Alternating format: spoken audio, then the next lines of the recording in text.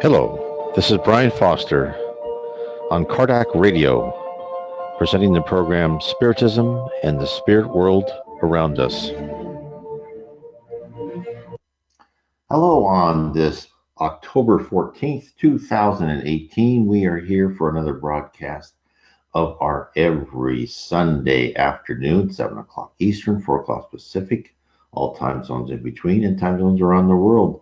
Every Sunday we are here. This is Brian Foster of nwspiritism.com on Cardac Radio, on the Facebook page, live streaming on the Facebook page, and we are on live on Cardac Radio. Cardac Radio is an app you can download on your PlayStation, on your Android phone, or your App Store, on your Apple phone, and you can get Cardac Radio programs 24 hours a day. There are many different speakers, all wonderful, giving you all aspects of interesting facets of Spiritism. Now, first, what is Spiritism? It's right here. This is where it started. Allan Kardec, the codifier of Spiritism. This is why we have Cardac Radio Facebook page. We have Cardac Radio on your iPhone and Android phone. And we have, hello, Jacob. When we have Spiritist centers through quite a few major cities in the United States. We are just beginning. And for those of you who have no Spiritist centers close to you, try to start your own group. Now, if you're trying to look for a Spiritist center, you can go to there's Barry. Hello, Barry. You can go to my website, nwspiritism.com, and you can go to, there's a top tabs of Spiritist meetings, and in there you'll see a link to the different Spiritist centers throughout the United States.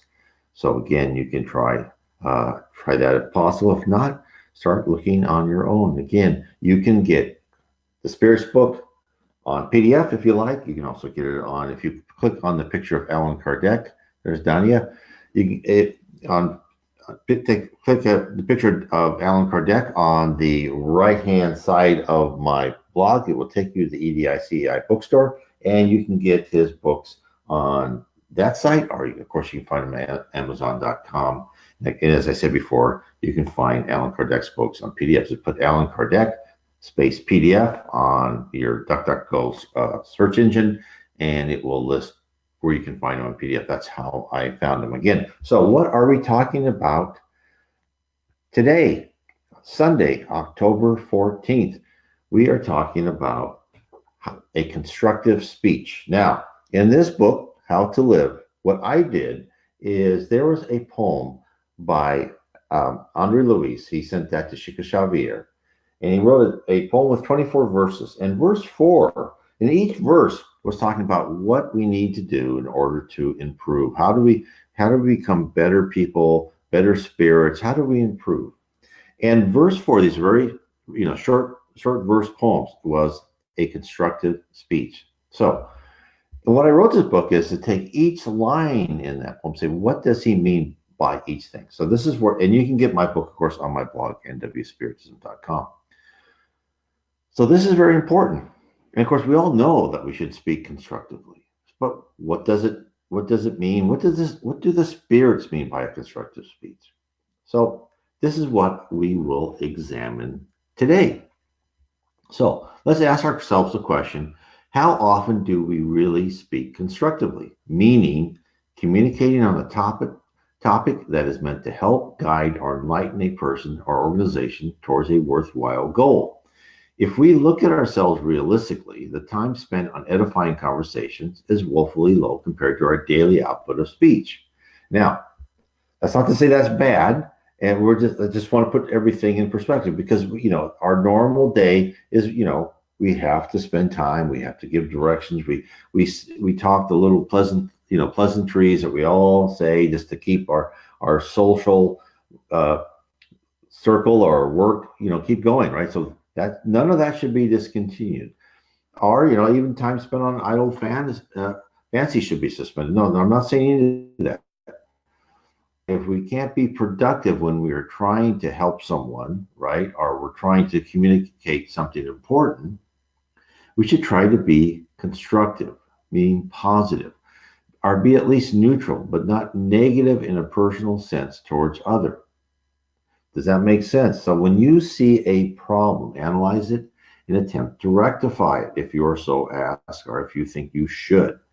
Whining and complaining about the people who may have started the debacle to begin with does no good. It will only serve to waste time and raise defenses amongst those who perceive they are being blamed. Of course, none of us like it, do we?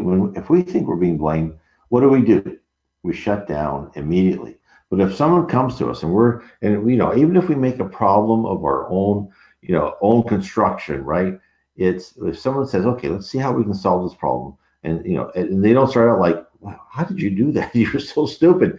And we feel so much better. Like, okay, let's solve this problem together. And I've seen that even at work is when there's something we have to do, there's an obstacle we have to overcome. It's like, okay, how can we solve that problem? You don't waste time blaming other people.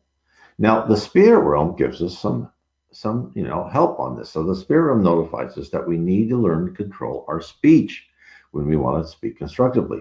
In the book, Our Daily Bread by the Spirit Emmanuel, this is what he says about how to control our speech. The tongue holds the divine spark of the word. However, people usually divert it from its edifying function and place it in the swamp of subaltern thoughts. This is why we see it at the forefront of nearly all the folly of suffering humankind, which is dead set on its petty objectives that lack humility and love. War is born from the subject of unsatisfied criminal interest. Great social tragedies are often caused by conversations based on inferior sentiments. People's tongues have seldom consoled or edified their brothers or sisters. Instead, they are always ready to excite, argue, depress, slander, accuse, and harm mercilessly. So it's very true, is it not? Most people, they love gossip. They love to talk about other people. Who hasn't had the family member, friend, or neighbor that loves to reveal the latest gossip to you, particularly gossip that has been directed at you? They consciously or unconsciously love to get you to stoop to their level of constant agitation. They only seem happy when drilling one more hole into your peace of mind. And this is really what all these verses are, is to get us our inner peace, right? That's what my book is, How to Live Inner Peace Through Spiritism. When you let people get to you and they try to tell you these things, don't let it affect you. There is an infinite supply of people and circumstances to rile you up, is there not? The vast majority of our media exists on the precept of distressing people instead of healing. This is why one of the first steps to stay in the zone of constructive speech is to eliminate or cut back viewing news programs, right? It is perfectly fine to watch or read about analysis on events, but always try to discern the biased view of the journalist. They are not providing news most of the time. They are selling. They are selling a concept to keep you angry, so you are motivated to continue reading or watching to determine the outcome.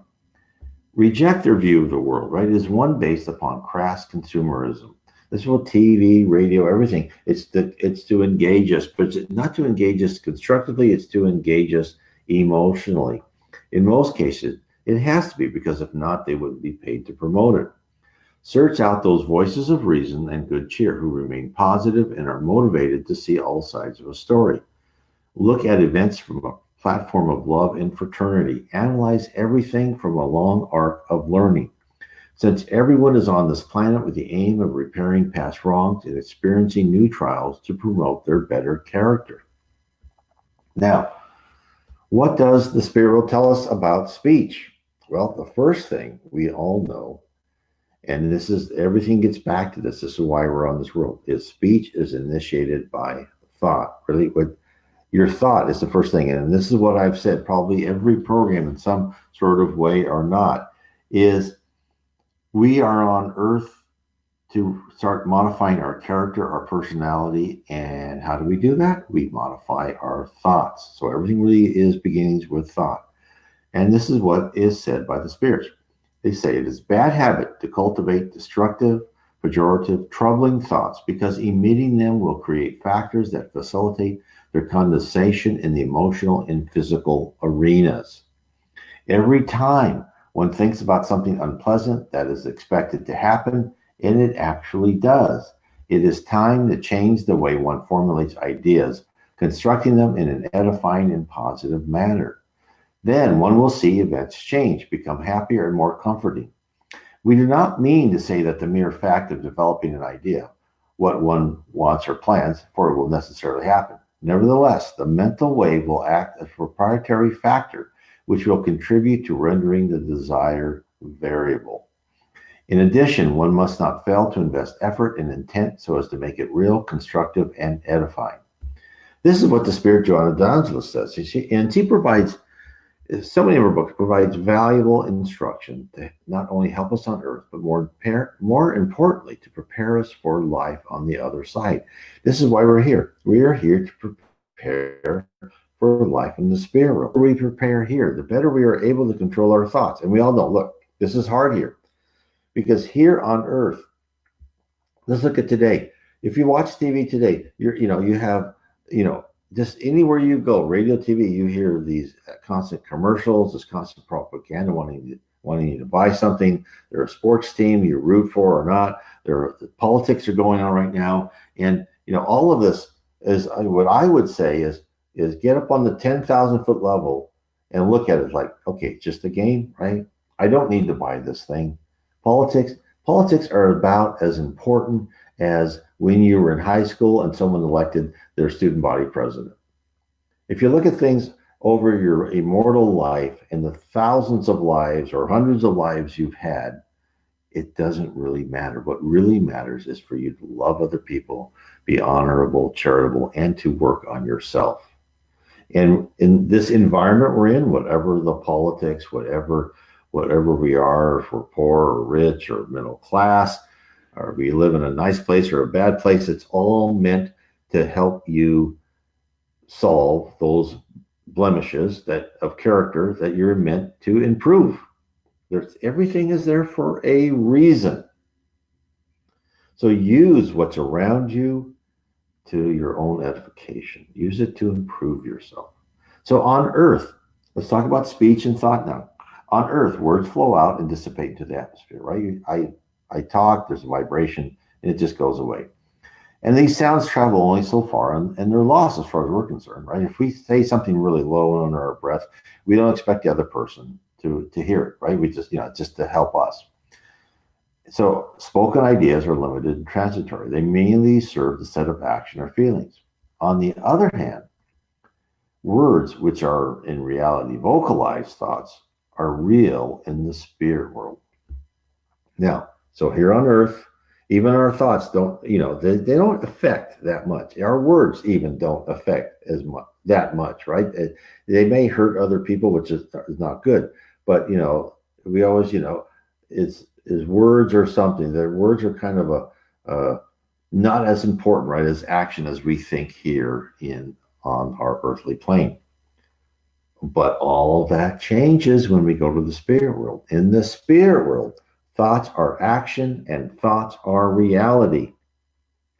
This is the great, one of the great revelations of Spiritism. This is why it's so important to understand that as we can control our thoughts here on earth, it's going to be so much better for us in the spirit world. Our outlook, ideas, views, and beliefs shape the world around us and place us with others of like mind. It's the law of affinity. This concept, this eternal truth, cannot be stressed enough. We shall leave this temporary and brief moment on earth and be reborn in the realm of spirits. Hence, when Andres Luiz's poem, Inner Peace, extols us to have a constructive speech, he is in fact foreshadowing our future. Our destiny as a spirit is to reside in the land that was created by thought, not by natural forces as we see them. All objects in the spirit world were manufactured by the express will of high spirits, whether it was the mountains, the seas, the cities, the plains, the castles, the flowers, and the evolution of animals, all born of an idea informed by collective will, power, and faith.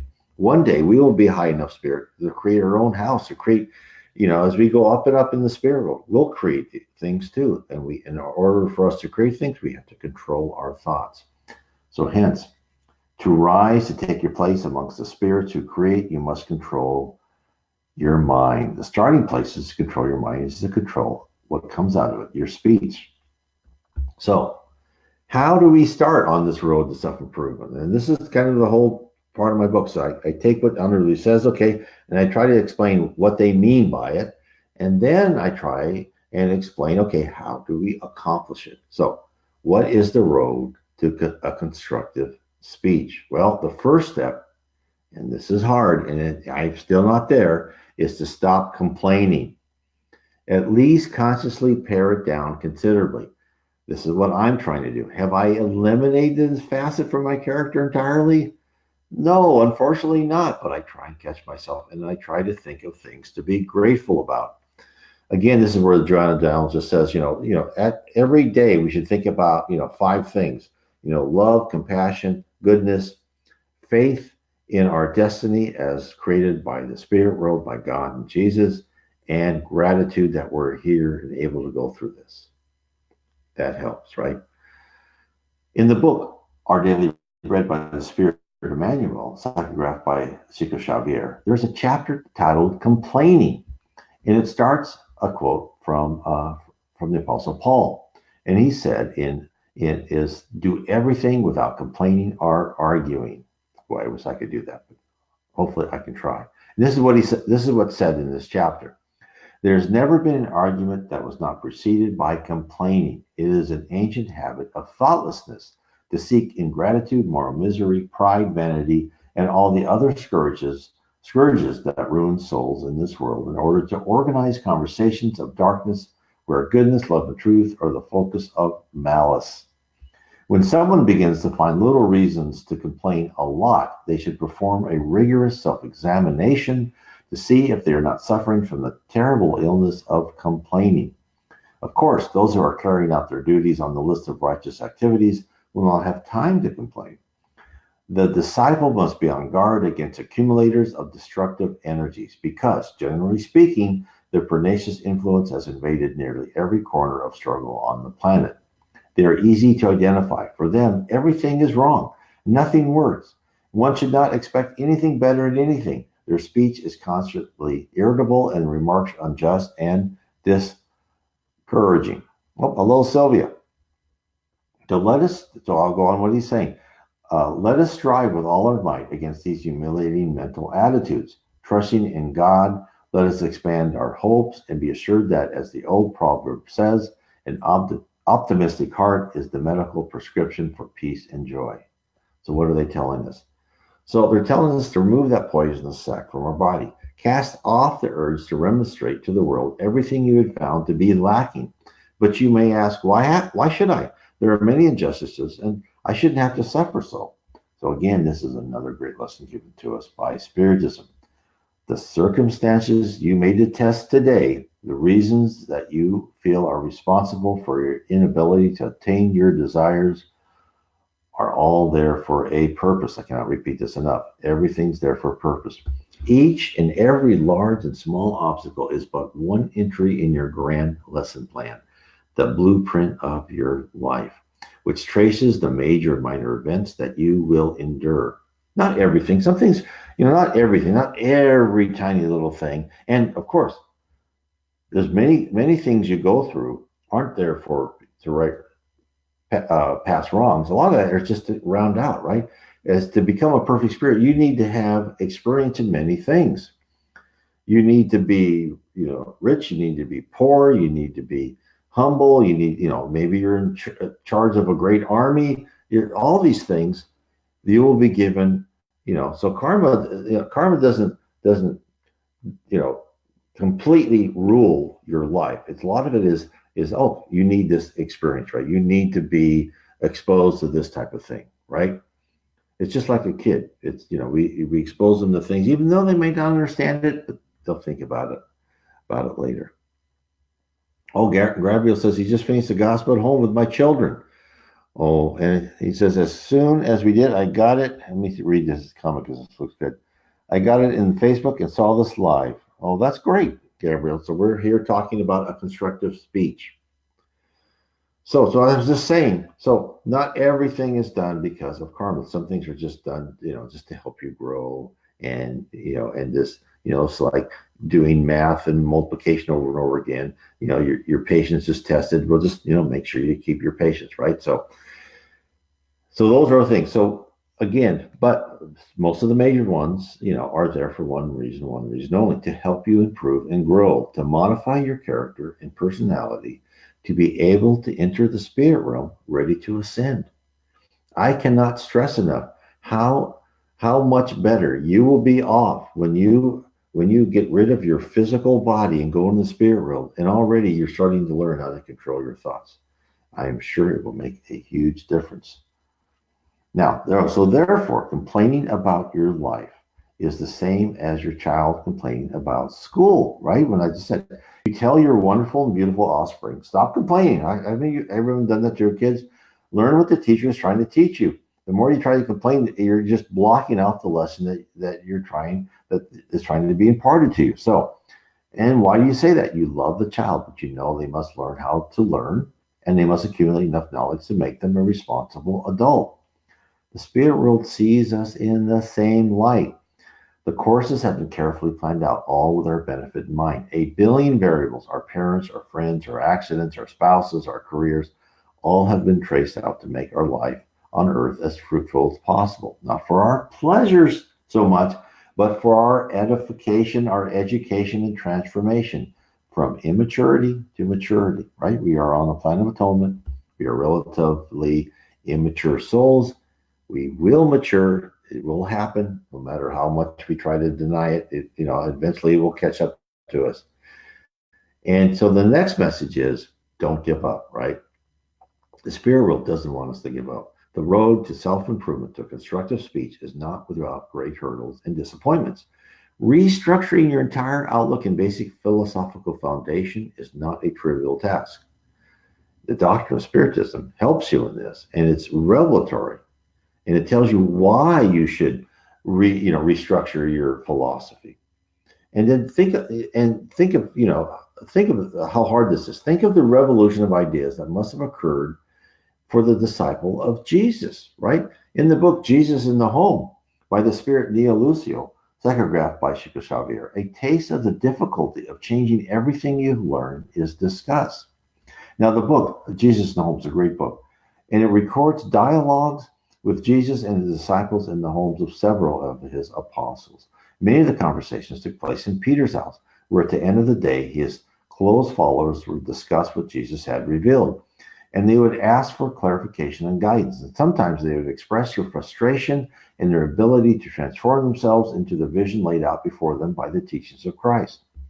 Now, think about this. Think about how we should forgive our enemies, forgive 7 times 7. How that was just so, that was like, you're kidding me. That was not part of what it was at, year zero, right? In BC, before Christ, it was like, no, if someone, it's an eye for an eye, a tooth for a tooth. Someone does something to you, you do them right back, right? That was about power and pride, right?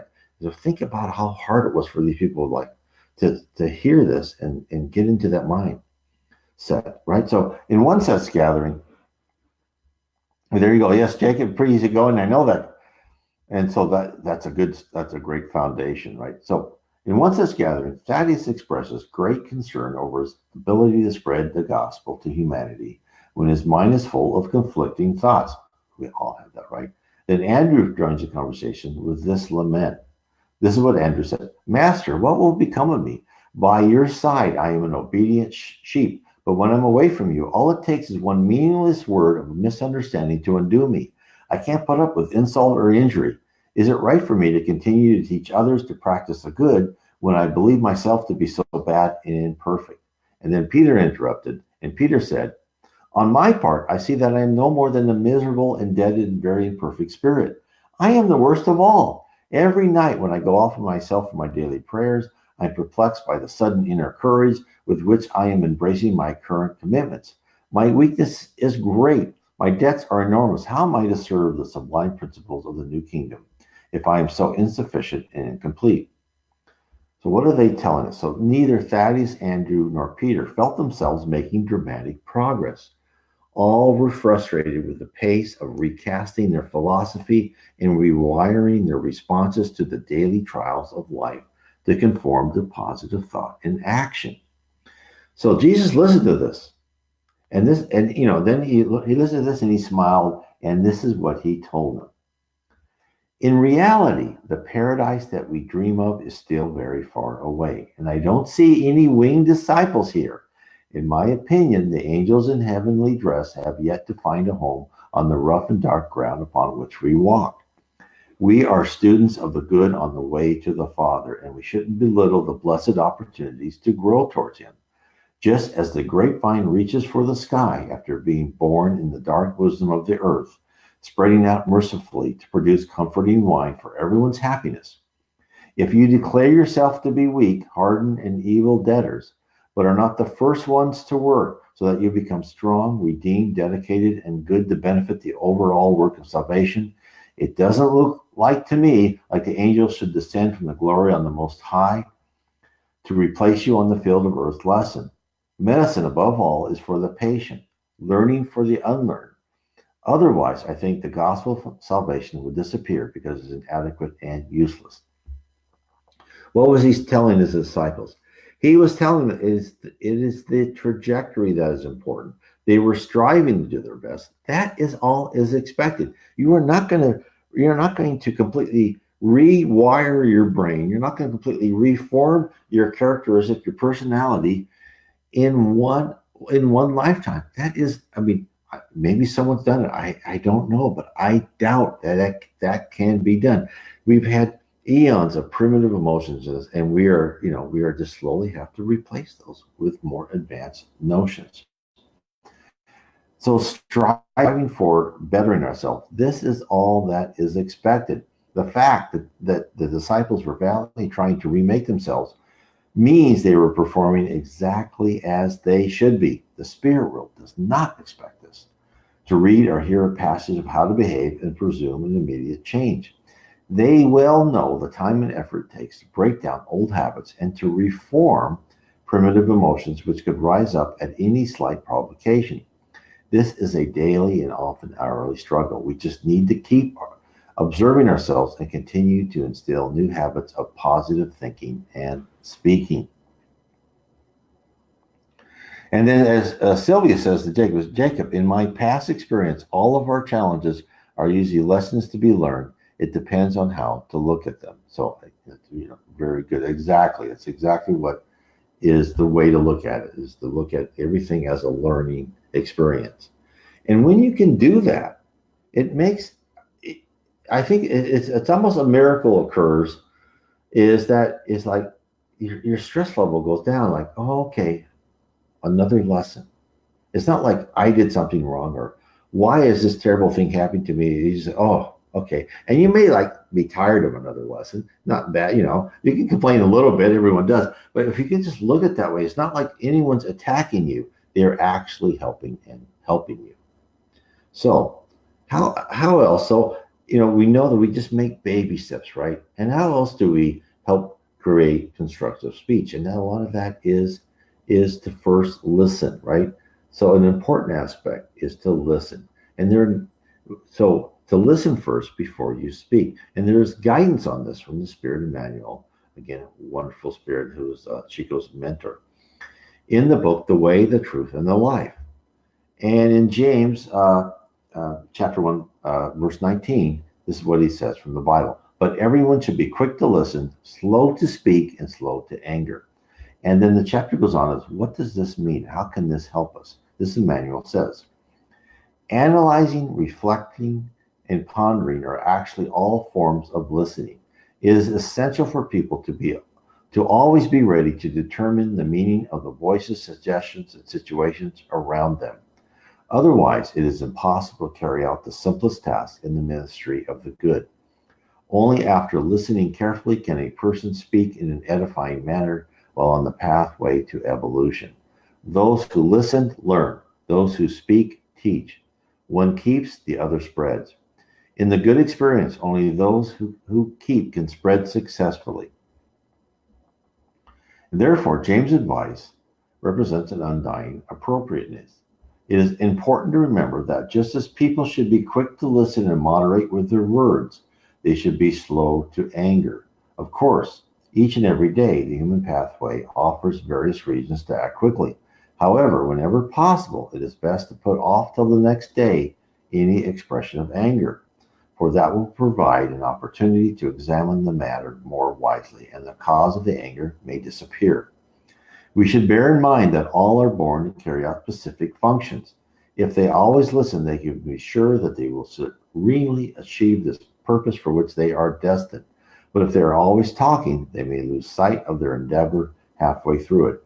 And if they're always getting angry, they will probably not accomplish anything at all. Now, that's very true words from Emmanuel.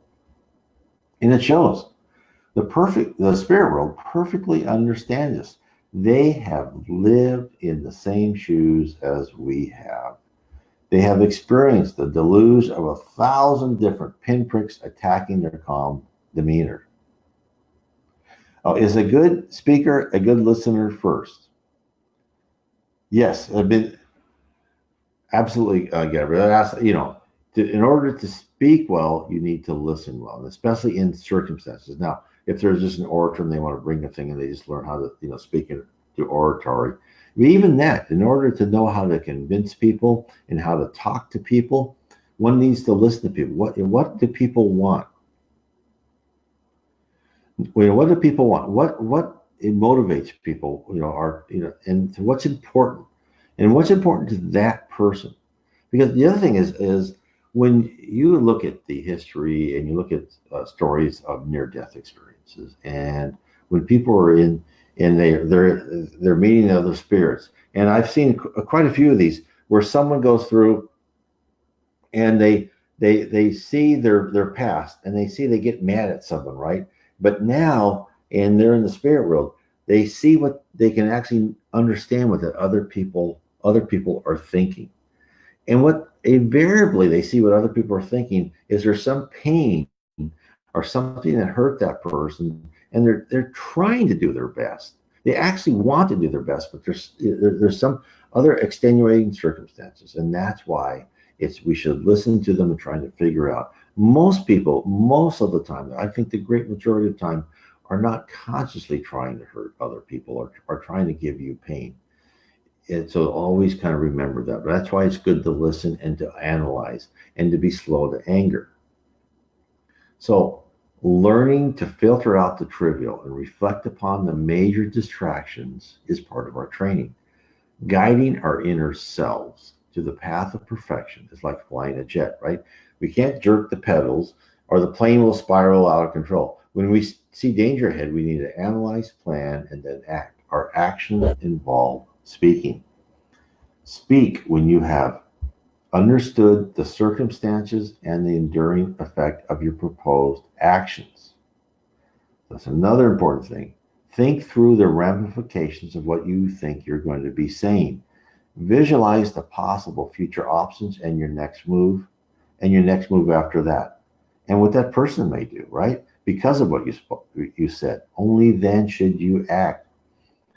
Look, we're not there yet, but high creative spirits, when I read the books by G. Vaughn, and you'll see in the books, behind me, Heaven and Below, the spirits in the spirit universe, how spirits guide us, is over and over again.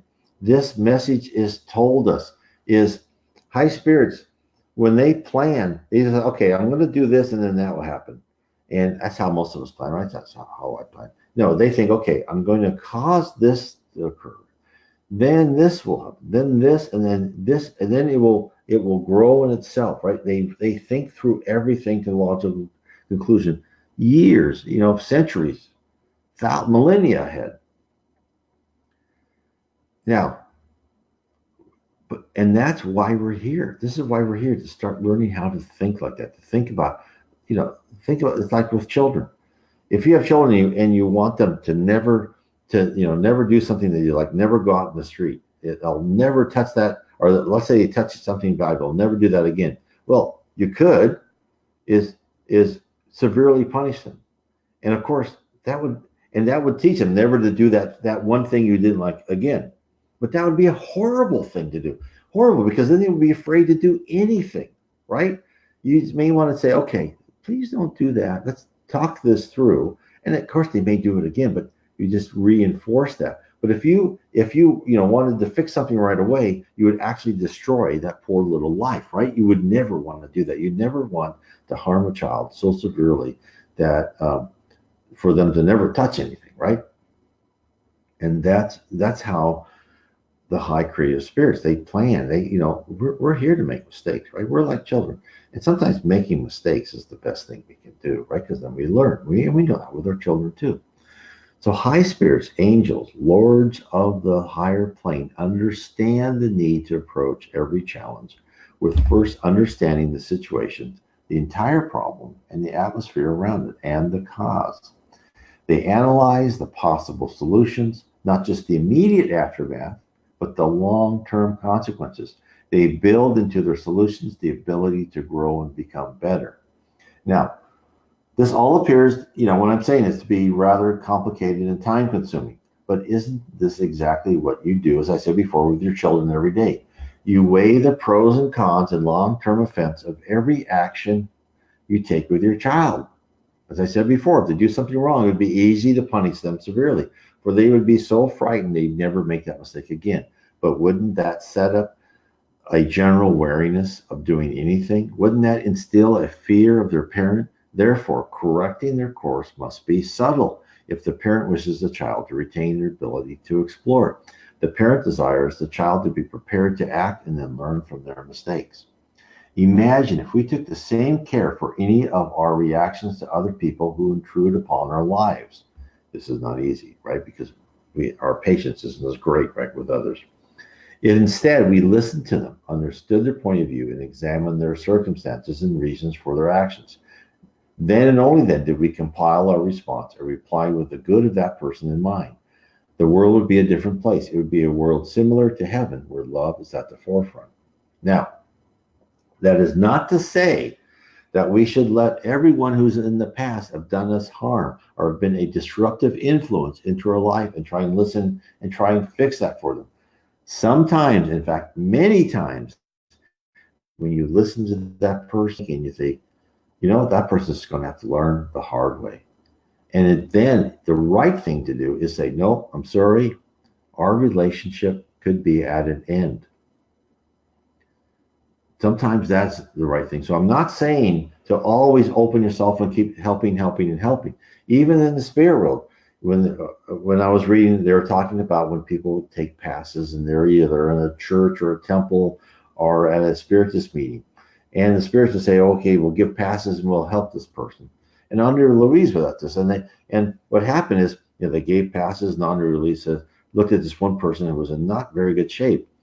And he asked the spirit, well, what do you do for this person? He goes, well, this person has had many opportunities to improve. We have given them many signs and signals to improve.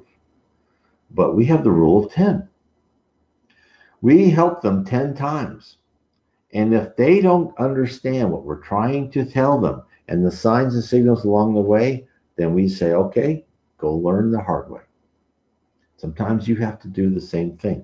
So I'm not saying being a pushover for anyone, because a lot of people will just attach themselves to you and just use you up. And it's better for you to say, okay, I think you need to be out in the real world. And really your constructive speech would say, okay, you need to learn some reality, and I'm going to help you get that reality. I'm going to let you be on your own. So I just want to make sure I'm not telling anybody to be a pushover or anything. So what's the next step? Well, the next step is really then when you dialogue with the person you think you can help, and that is to have a good dialogue with them, a good conversation. And the Spirit Emmanuel sent this message to a spiritist meeting, and this was in the book, Spiritual Wisdom, Mysteries of Hope. And this is what he said about a constructive dialogue. Observe the extension of human suffering and make your speech into an instrument of relief, and peace. You will find infirm individuals of the soul around you appearing from every place, some with psychological maladjustments from other existences, presenting obscure traumas in the mental field. Others who could not fulfill their commitments and who now wander in this world in self-loathing. Desperate others who walk the fine line between delinquency and a productive life. And the afflicted ones, almost all of them tied to the process of anguish. They're all infirm individuals of the soul who must be medicated first and foremost with curative dialogue. At home, have compassion with your relatives and try to radiate the light of understanding that might establish tranquility and safety. In the workplace, as much as possible, transform yourself into a cleanser of bitter confidences, substituting goodness for incomprehension and blessings for acrimony. In public manifestation, select concepts that promote ideas and opinions so you may not stimulate violence or discord. And in public places, mobilize solidarity and kindness, decreasing the tiredness and loneliness felt by the companions who bear conflicts and trials that you may perhaps ignore. Do not carry your speech with fulminating vibrations when surprised by the intemperance of others. Otherwise, besides not curing the infirm, you will become even sicker yourself, especially under circumstances when facing particular adversaries or supposed aggressors. Place yourself in the other person's situation and imagine how your reactions would be if someone spoke to you with bitterness and a lack of consideration. The denser the clouds in the environment, the deeper the mental imbalances around us. The more dissonance embraces us, the more necessary it is for us to elicit a curative dialogue capable of suppressing infirmities and obsessions at the incipient. Regardless of the circumstances you find, blend your words with kindness and understanding. We all know that sufferings, tears, and fires of dissent and tribulations are all abundant on earth. The Lord, however, does not expect from us any miraculous formulae that we immediately extinguish the fires of agitation. However, wherever we are and with whomever we are, he asks us to provide a glass of cold water. That's very well said. There's no better survey of constructive speech that I have found than was sent to us from the spirit realm via the Spirit Emmanuel to the late great Brazilian medium, Chico Xavier. This is what Jacob says, doesn't everyone as a conscious being get emotional at one point or another? Absolutely. He says, I usually don't get angry, certainly not nearly as much as I used to, but once in a while, if I feel like I've had more than my share of stress or trouble at once a time, I feel it's natural to get frustrated and say I need a break. I also certainly agree with that. You don't want to punish your children too severely. So yes, absolutely. As I've said so many times, this is a good way to kind of end what we're talking about. Again, I don't want to say that I'm expecting everyone to become little perfect little angels, and that's what Jesus told his apostles. Is Jesus said, I don't see the angels down here. I don't see the wings on you. You're here for a reason. You're here to slowly get better, and you're not going to be this perfect patient, like Buddha, right? Buddha was, it was just a wonder, and Socrates, right? They were just wonderfully patient, didn't lose their temper. We're not that advanced spirits, right? We're not there yet. Maybe some people are. I know I am not, right? So therefore, take yourself at a slow pace.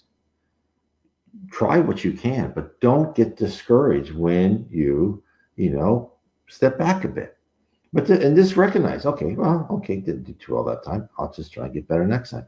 It's the spirit Joanna Downs just said. When you make a mistake, that arrow is left to quiver. That arrow's gone, right?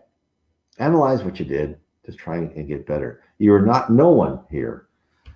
Well, at least I believe so. I could be wrong, but no one, I believe, is going to be dramatically improve your character and personality fast. Right? I have been doing Spiritism, I don't know, more than 10 years now.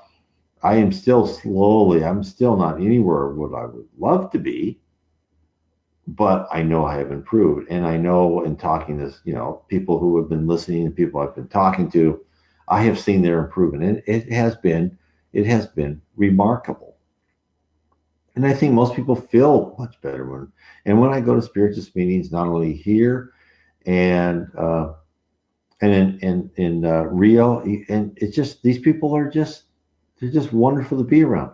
It's amazing when you're with people who are positive and speak constructively, you don't hear these negative things. You don't hear about, how Uncle so and so did something stupid, right? You just hear you talk constructively, you reinforce each other, and there could be some gossip and so forth, but it's usually pretty minor and it's it's probably tried to be constructive so someone can understand the circumstances of other people. So look, the bar has been set high for self-improvement. The spirit world wants us to improve, but they just want the trajectory. They want the slope, right? And it's up to us, each of us, to determine how dedicated we shall be toward reforming our thoughts and speech. And it's all it takes. It just takes, in the morning or at night, think about what you've done or didn't do, and just think, okay, I'll try and do a little bit better tomorrow. And believe me, if we can just get that first step and understand that we can cut our thoughts off. It's like your mother said, if you can't say anything nice, don't say anything at all. If we can just take that one step back, and if we can't think something nice, don't think it, right? Replace it with something positive.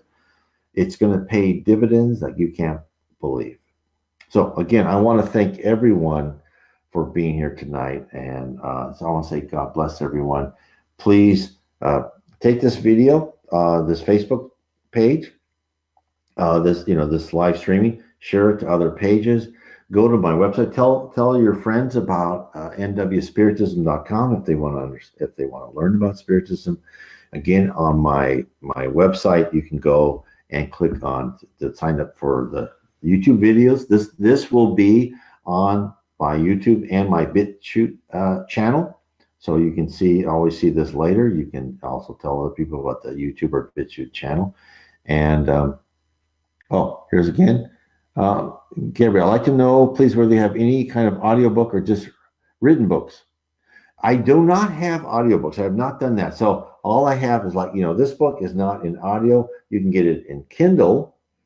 And in fact, in Kindle, if you want, I don't know how good it is, but you can have Kindle actually read the book to you. It's probably not like a human voice would be as good as, but I have not done audiobooks books yet, so I apologize for that. But what I've been trying to do is on my books, I try on my YouTube channel, like on this book right here, I go through every chapter, and if you can just listen to every chapter and so forth. Where in Washington are your spirits meeting? So there are we're here on Bainbridge Island, but there's a spiritist group in a little bit north of Seattle, and and you can find that in Linwood. You can find that if you go to my site, NW Spiritism, and you go to meetings, and if you read through, there'll be a site where you can go to the Spiritist Society of America site, and it will give you a list of all the sites in the United States, and it will give you contact information. So if you want to be in Seattle, you can go there and you can and find that. Oh, and then Sylvia's from Puyallup, and so yes, it would be in Linwood, which is not a wonderful drive for you. And actually, I'm worse. We're in Bainbridge Island, means you got to take a ferry. So think about Sylvia. Think about putting flyers in the library or Safeway or whatever store you have, and say, okay, and that's what we did. By the bakery, and say, we have, would you like to join a spiritist discussion group? I know that other people have done that. So, and in the spirit world, we'll send you people. It may take a while. It took us a long time before we got people to start coming, but, then you just meet them and you start talking about Spiritism, and you help other people. So, we are like a very starting of a movement here, the Spiritist doctrine, and it would be great for us, anybody can, to help other people. And believe me, the spirit world, just like people will come to me, right? People have come to me and they write me and they email me or through Facebook Messenger or whatever ways, is, it's not because of me. It's because the spirits have kind of said, oh, no, listen to this, read this book, read this article. I can't tell you people read the articles and they go, oh, I thought I was the only one that thought that, right?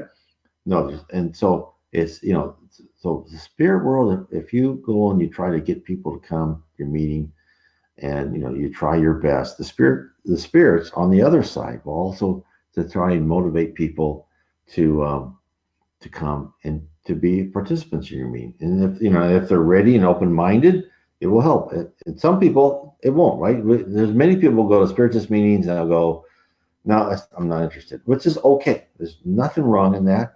That will just be put in their memory for, maybe 5, 10 years from now or another life. It's no big deal. Okay. So I want to thank all of you for being here tonight, and God bless everyone for listening to me. And again, please share and share your thoughts on Spiritism and help other people. And I want to say, again, God bless everyone. Good night.